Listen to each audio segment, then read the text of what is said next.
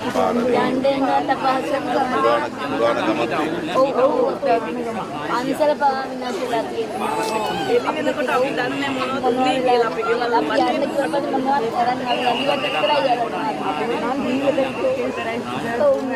ජීවිත විතරයි ආති ගෙවල් වල නතර වෙච්ච පිරිසක් ඉන්නවා මේ තැනට අපහසුයි. එතකොට ගම්වලට යන සියලු පාරවල් කැඩිලා දැන් අර ගලුනේ වැඩි මේ පාරවල් හදලා ආපහු ගමට යනවද නැත්නම් ගමම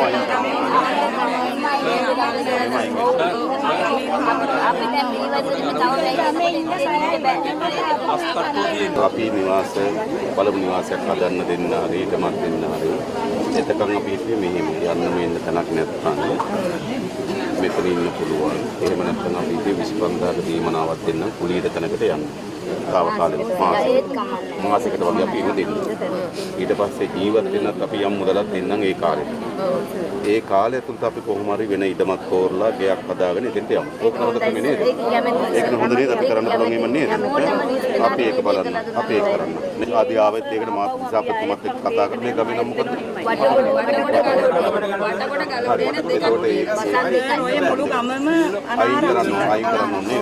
එක ගෙදරකටවත් ගෙවල් එකක් තිබ්බා කියන හොඳටද පාර අවහිරයි නම් අර කවුලක් දෙකක් ඉඳලා වැඩක් පොඩි කාලෙන් දෙන්න ඕන.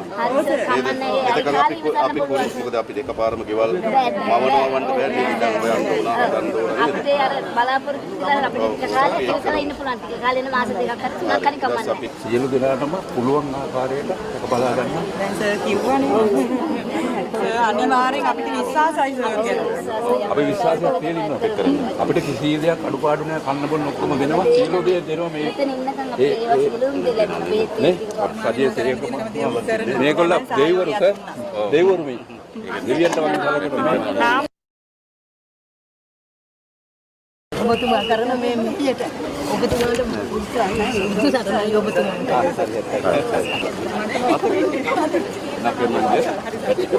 අනිවාර්යයෙන්ම